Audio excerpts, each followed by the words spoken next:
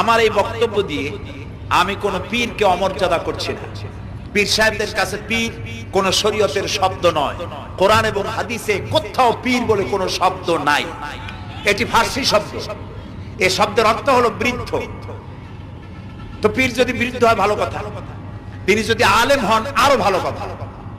কিন্তু বাপ পীর ছিল, উনিও সেই সুবাদে পীর। ইলেম নাই, তোনার নিজের কাছেই তো টর্চ নাই। আপনাকে অন্ধকারে উনিও ম্যানহোলের মধ্যে পড়বে, আপনারে নিয়ে পড়বে। আলেম হইতে হবে, পীর যদি হয় আলেম হইতে হবে, এক নম্বর কথা। দুই নম্বরের কথা হলো তিনি ব্যবসায়ী হবেন না। ধর্মের নামে তিনি ব্যবসা করবেন না। তিনি মানুষকে হেদায়েতের পথ দেখাবেন, প্রয়োজনে জেলে যাবেন, প্রয়োজনে ফাঁসির মঞ্চে দাঁড়াবেন। তিনি নিজেকেই ইসলামের সব আমি করি, আর ইসলাম কারো কাছে নাই। যারা ইসলাম করলো 70-80 বছর ধরে, রাজনীতির পথ দেখালো, তারা ইসলামের দল না, ওনারটাই ইসলামের দল। এই ধরনের ফাইজলামি বক্তব্য থেকে বিরত থাকতে হবে। এই ধরনের বেয়াদবিপূর্ণ বক্তব্য থেকে বিরত থাকতে হবে।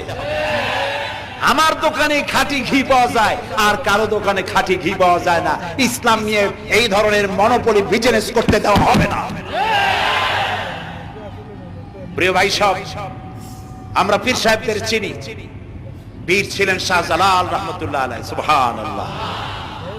যুদ্ধ করা লাগে না, আযান দিয়েছেন, মূর্তির মাথা ভাঙ্গা চুর চুর হয়ে পড়ে গিয়েছে। গৌর গোবিন্দ পলায়া কুল পায় নাই। লোকেরা যায় তার মাজারে গিয়ে গজাল মাছ জিয়ারত করে আসে, কিন্তু তরবারিটা দেখে আসে না। দোধারি তরবারি এখনো আছে। সুবহানাল্লাহ।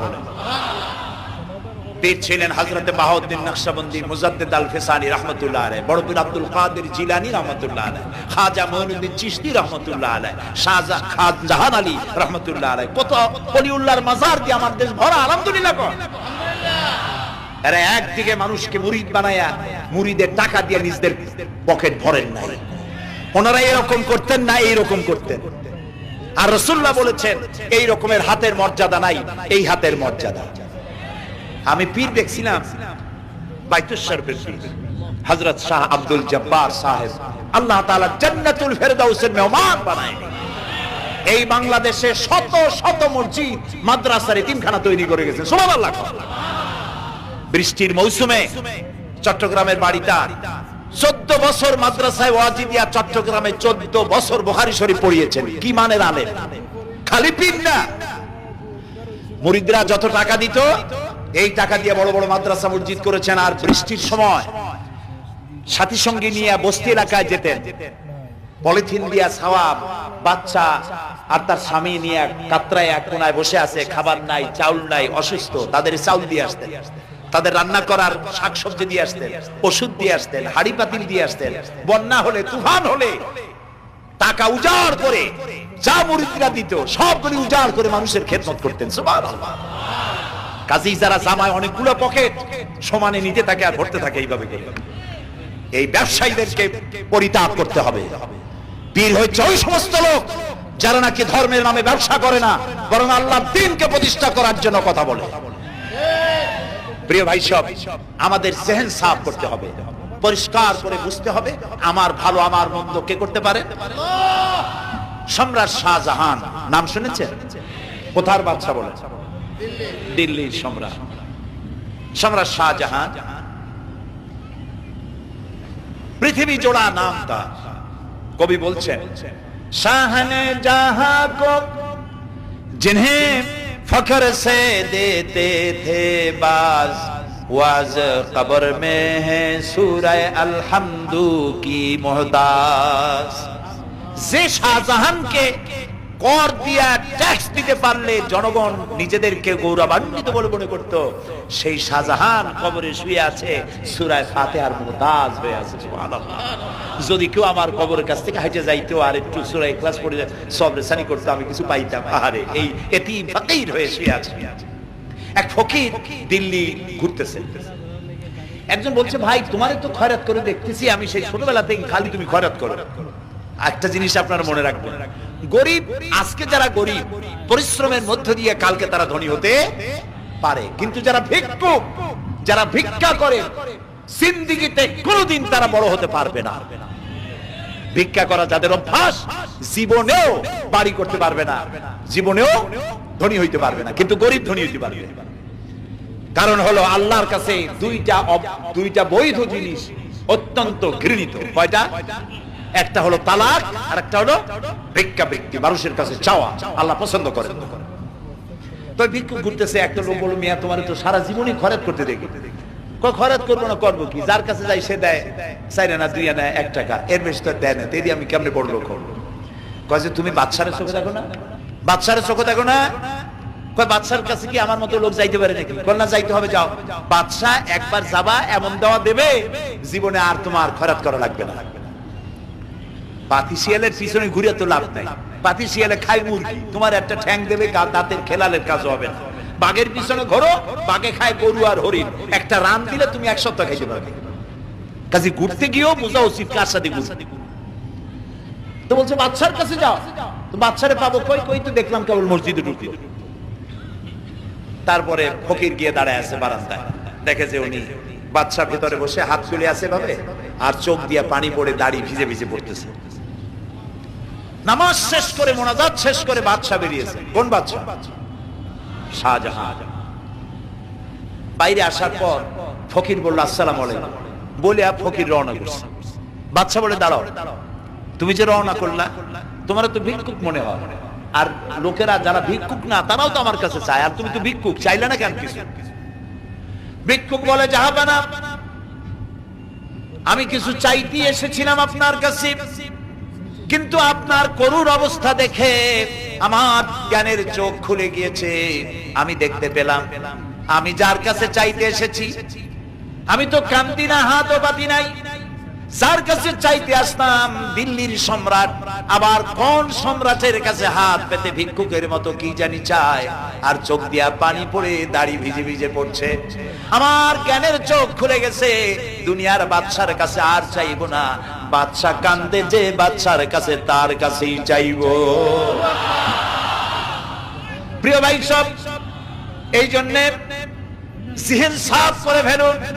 দুনিয়ার কোন মানুষের জন্য, মানুষের কাছে নয়, কোন কবরে নয়, কোন কারো কাছে নয়, আল্লাহ তাআলার কাছে আমরা নামাজের মধ্যে ঘোষণা করেছি, ইয়াকা না'বুদু ওয়া ইয়াকা নাস্তাঈন। আল্লাহ তাআলা তোমার একমাত্র ইবাদত করি, তোমার কাছেই সাহায্য চাই। কাজে সাহায্য আল্লাহর কাছে। কার কাছে চাইবো বলে? আল্লাহ আমাদের ঈমান পোক্ত করে দিন। আমরা বলি আমিন, আমরা বলি আমিন। অসুখ বিসুখ হইলে পরে ধৈর্য ধরবেন। অনেক মানুষ আছে জ্বর হইলে কয় যে এত নামাজ পড়ি খালি জ্বর আমারই হয়, এত রোজা রাখি, ভালো ভালো কাম করি, আমার ছেলের অসুখ মোটে সারি। এই জাতীয় কথা বলবেন না। মুমিনের পায়ে যদি কাঁটা ফোটে সওয়াব থেকে খালি নাই, ধৈর্য ধরতে হবে। কাঁটা ফুটছে, বলেন ইন্না লিল্লাহ। আজাবান লিল মুমিন, মুমিনের জন্য বড়ই আশ্চর্য ব্যাপার, বিপদ হইলেও শুকর আদায় করে, আর সুখে থাকলেও শুকর আদায় করে। সুবহানাল্লাহ ওয়া বিহামদিহি। বিপদ আসলে সে বলে ইন্না লিল্লাহি, বলেন ইন্না লিল্লাহি ওয়া ইন্না ইলাইহি রাজিউন। আর যখন শান্তি আসে বলে আলহামদুলিল্লাহ। দুই অবস্থায় তার জন্য নিয়ামত আল্লাহর তরফ থেকে সে পায়, আলহামদুলিল্লাহ। প্রিয় ভাই সব, তো আল্লাহর উপর ঈমান আনার জন্য কয়টা শর্ত বলছি না? এই যে প্যাচ লেগে গেছে, কয় যে 3টা। আল্লাহর উপর ঈমান আনার জন্য শর্ত কয়টা? 4টা। 4টার বলছি কয়টা? 2টা। আরেকটা হচ্ছে আল্লাহর কুদরত, এ বিশ্বাস করা। আল্লাহর কুদরত মানে শক্তি। আল্লাহর কিছু বিশ্বাস করবেন, বলেন জোরে? শক্তি। আকাশ এবং জমিনে শক্তিশালী কে? কিন্তু আমার দেশের জনগণ, কিছু কিছু রাজনীতিবিদরা বলে জনগণই নাকি সকল ক্ষমতার, সকল শক্তির উৎস। কি পাগল! তুমি ক্ষমতার উৎস? নাকের মধ্যে ময়লা, দাঁতে ছাতা, পেটের মধ্যে দুর্গন্ধ ভরা, ক্ষমতার উৎস। আশ্চর্য কথা। এই যে ক্ষমতার উৎস, হাজার হাজার লোক এখানে বসা, 2টা ভাউয়া ব্যাংক যদি 2 কোণা দিয়ে ঢোকে, ভাউয়া ব্যাংক চেনেন? বিগ সাইজের ব্যাংক, 2টা যদি 2 দিক দিয়ে ঢোকে, লাফাইতে সামনে যারা আছে আপনি লাফাবেন। অন্তত টঙ্গী তামিরুল মিল্লাত মাদ্রাসা ছাড়াইয়া তারপরে ফিরে তাকায় বলবে, ভাই আমরা দৌড়াই কেন? ব্যাংকের সামনে অসহায় বল্লা ভীমরুলের সামনে অসহায়, সাপের সামনে বিচ্ছুর সামনে অসহায়, তারা কয় সকল ক্ষমতার উৎস জনগণ। কপাল পোড়া, ক্ষমতার উৎস জনগণ নয়। এটা কোরআনের সাথে কন্ট্রাডিকশন হয়। এই কথা আল্লাহ বলেছেন আন্নাল কুওয়াতা লিল্লাহি জামিয়া, সকল ক্ষমতার উৎস কে? চিল্লায় বলো। ক্ষমতা কি দেখছেন? মাত্র 1.5 মিনিট। কয় মিনিট? মাত্র 1.5 মিনিট। আল্লাহ বলেছেন কোন? সাথে সাথে তামিলনাড়ু, মালয়েশিয়া, ইন্দোনেশিয়া, থাইল্যান্ড, মালদ্বীপ, শ্রীলঙ্কা 2 লক্ষ লোক শেষ, 1 লক্ষের খোঁজ নাই। সমুদ্রের পানি 33 ফিট উঁচু হয়ে এসেছে। সুবহানাল্লাহ কইতে ইচ্ছে করে না? বিজ্ঞানীরা বলেছেন ভারত মহাসাগরের তলদেশে ফাটল ধরেছে, ওর কয়েক কিলোমিটার নিচে ভূমিকম্পের উৎপত্তি হয়েছে। ভারত মহাসাগরের পানি 3 হাত না 4 হাত, কত কিলোমিটার আল্লাহই জানে। এই কয়েক কিলোমিটার নিচে যে মাটি, সেই মাটিরও কয়েক কিলোমিটার নিচে ভূমিকম্পের উৎপত্তি। এখান থেকে ভূমির কম্পন হয়েছে। সেই ভূমিকম্পে সমস্ত মহাসাগরের মধ্যে, ভারত মহাসাগরের মধ্যে জলকম্পন শুরু হয়েছে। পানির কম্পন, মাটির কম্পন একসাথে। 33 ফিট উঁচা, মানে 4 তলা বিল্ডিং এর মতো উঁচু হয়ে আসছে পানি। 4 তলা পরিমাণ উঁচু হয়ে পানি চলে আসছে। বাড়ি গাড়ি সব কিছু খড় কুটার ন্যায় সব উড়িয়ে দিয়েছে। এগুলোর কপাল পোড়া নাস্তিক যেগুলি, তারা বলে প্রাকৃতিক দুর্যোগ। ওর বাপের মাথা। আচ্ছা, প্রাকৃতিক দুর্যোগ, প্রকৃতি কি? কোন জন্তুর নাম? প্রকৃতি কোন জন্তু জানোয়ারের নাম? প্রকৃতি নিজে চলে না কেউ তাকে চালায়? কে চালায়? কপাল পোড়ারা তা বুঝে না। বিশ্ববিদ্যালয়ের শিক্ষক হয়েছে তো, আল্লাহ দিয়ে আসি করছে। তবে সব খারাপ না, ভালো আছে আলহামদুলিল্লাহ। কিছু আছে কপাল পোড়া, বিশেষ করে শান্তিনিকেতনে যারা পড়াশোনা করে আসে, সাহিত্য চর্চা করে। এই সাহিত্য চর্চা করতে করতে এক পর্যায়ে কপাল পুড়ে যায়, আল্লাহরে চিনতে পারে না। সব চেনে, আল্লাহরে চেনে। আল্লাহ এখন চিনাইতেছে ভালো করে। প্রিয় ভাই, সব কওমে আদ, কওমে সামুদ, এগুলিকে আল্লাহ তারা ধ্বংস করেছেন।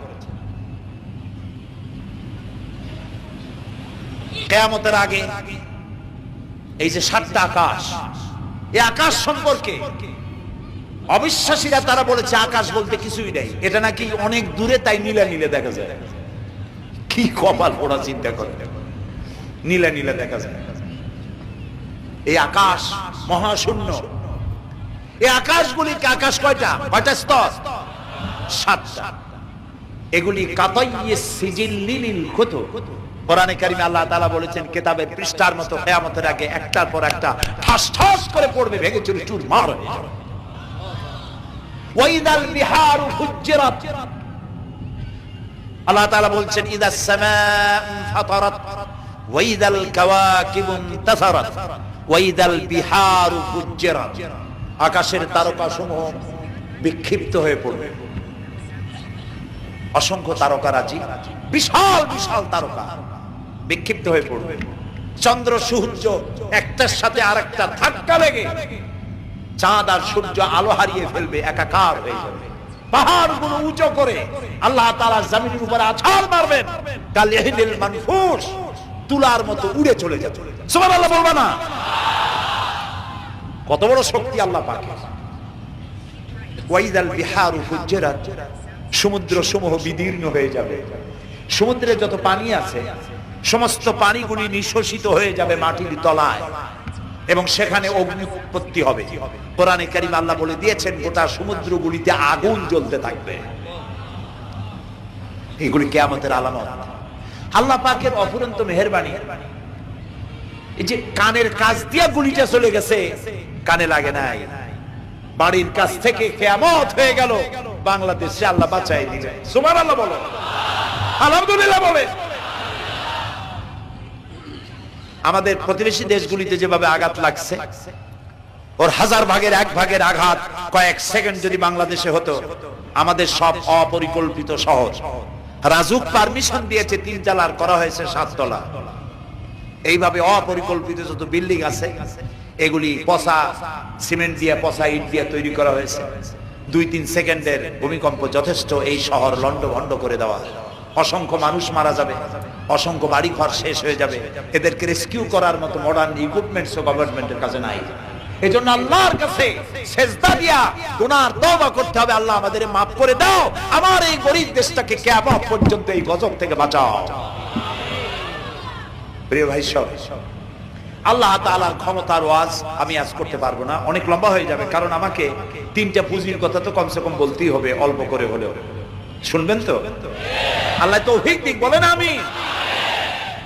আল্লাহ তাআলার ক্ষমতায় বিশ্বাস করা, তার প্রচন্ড ক্ষমতা, যা খুশি তাই বলেন করতে পারেন। মরাকে জিন্দা, জিন্দাকে মারতে পারেন, মরুভূমিতে ফুল ফুটাতে পারেন, সুবহানাল্লাহ, যা খুশি তাই করতে পারে। এই শক্তি সহকারে আল্লাহকে বিশ্বাস করতে হবে। 4 নম্বরে আল্লাহর হুকুম এবং হাকাম, আদেশ নিষেধ। আমি আল্লাহরে বিশ্বাস করি, এই কথার কোনো দাম নাই যদি তার আদেশ না মানি, এই কথার কোনো দাম নাই যদি তার নিষেধকে আমি আমার জীবনে প্রত্যাহার না করে চলতে পারি। মুসলমান বলে দাবি করার কোনো মূল্য নেই। একদিকে নামাজ পড়ি, আর একদিকে ওজনে কম দেয়, খাদ্যে ভেজাল দেয়, বেপরদা করি, মিথ্যা কথা বলা হয়, ওজনে কম দেয়, খাদ্যে ভেজাল দেয়, জমিনের আইল ঢালে, আমানতের খেয়ানত করে, আল্লাহর হুকুম মানা হলো না, রাসূলের আদেশ মানা হলো না। আল্লাহর উপর ঈমান আনার জন্য 4র্থ শর্ত হচ্ছে আল্লাহ যা বলেছেন মাথা নত করে মেনে নিতে হবে, বলতে হবে সামি'না ওয়া আতা'না। বলেন সামি'না ওয়া আতা'না, শুনলাম আর মেনে নিলাম। বলেন তো জোরে, শুনলাম আর মেনে নিলাম। সুবহানাল্লাহ বলেন। মুমিনেরা এই প্রশ্নই করবে না মদ হারাম কেন, মুমিনেরা এই প্রশ্নই করবে না জুয়া হারাম কেন, মুমিনেরা এই প্রশ্নই করবে না জিনা হারাম কেন। একটাই জবাব, মদ হারাম কেন? আল্লাহ হারাম করেছেন তাই হারাম। জিনা হারাম কেন? আমার আল্লাহ হারাম করেছেন তাই হারাম। জুয়া হারাম কেন? আমার আল্লাহ হারাম করেছেন তাই হারাম। কোন যুক্তি নাই। যুক্তির, আল্লাহর নিষিদ্ধ জিনিসে যুক্তি তালাশ করে কেবলমাত্র শয়তান। আল্লাহর আদেশ নিষেধে যুক্তি তালাশ করে কে? শয়তান। মুমিনের কাজ হলো সামি'না, বলেন, ওয়া আতা'না, শুনলাম আর মানলাম, বাস, শেষ, কথা খালাস। এই গেল 4টি শর্ত পুরো হয়ে গেল। এই 4টি শর্ত যদি পূরণ করতে পারি তাহলে আল্লাহরে বিশ্বাস করছি এটা প্রমাণিত হবে, এটা জাস্টিফাই হবে, এটা সত্যতা প্রমাণ হবে যদি আল্লাহ হুকুম মতো। 1 নম্বরে হলো, আমি আবার কথাটা প্যাকেট করে দিই যাতে করে আপনারা বাড়ি নিয়ে যাইতে পারেন। আল্লাহর উপরে ঈমান এনেছি, এই কথাটাকে কমপ্লিট করার জন্য শর্ত কয়টা? 4টা। 1 নম্বরে আল্লাহর অস্তিত্বে বিশ্বাস, বলেন আল্লাহর অস্তিত্বে বিশ্বাস। 2 নম্বরে আল্লাহর গুণাবলীতে বিশ্বাস। 3 নম্বরে আল্লাহর ক্ষমতায় বিশ্বাস। 4 নম্বরে আল্লাহর আদেশ এবং নিষেধে বিশ্বাস, মান্য করে চলা। আল্লাহ যেন এই তৌফিক আমাদের দেয়, বলেন আমিন। আল্লাহ রাব্বুল আলামিন দুনিয়ায় শান্তি, আখিরাতে জাহান্নাম থেকে মুক্তি দেওয়ার জন্য আল্লাহ পাক আমাদেরকে একটা ব্যবসার কথা বলেছেন। ওই ব্যবসায় পুঁজি কয়টা? বলেন। 3টা পুঁজি। বলছি কয়টা? দেখেন যে কেমনি প্যাচ লাগে। বলছি মাত্র একটা, সে একটা ডাল বার করছি 4টা। এবার আসেন মূল পয়েন্টে। এবার দ্বিতীয় পয়েন্ট, রাসূলের প্রতি ঈমান। আমরা তো রাসূলের প্রতি ঈমান আনছি কিনা বলেন? রাসূলের প্রতি ঈমান এনেছি। আমাদের এই ঈমান যথেষ্ট নয়, কারণ আমাদের ঈমান হলো রবিউল আউয়াল মাসে ঈমান তাজা হয়, ঠিক না? ঠিক না? রবিউল আউয়াল মাস যখন আসে, ব্যানারটা নাই, শামিয়ানাটা নাই, রাস্তাগুলিতে ফ্ল্যাগ লাগাই আর আলোক সজ্জা করি। মন্ত্রীরা আসেন, নেতারা আসেন, সিরাতুন নবী মাহফিলে দাঁড়ায় বলেন নবীর আদর্শ অনুসরণ করা ছাড়া উপায় নাই। অথচ ওনার পা থেকে শুরু করে মাথা পর্যন্ত নবীর আদর্শ নাই। আবার এই নেতা রামকৃষ্ণ মিশনে, রামকৃষ্ণ পরমহংসদেব তার মঞ্চে গিয়ে বলেন রামকৃষ্ণের নীতি ছাড়া বিকল্প কিছুই নেই। আবার গৌতম বুদ্ধের জন্মবার্ষিকী উদযাপনের জন্য সেখানে গিয়ে বলেন গৌতম বুদ্ধের অহিংস নীতি অনুসরণ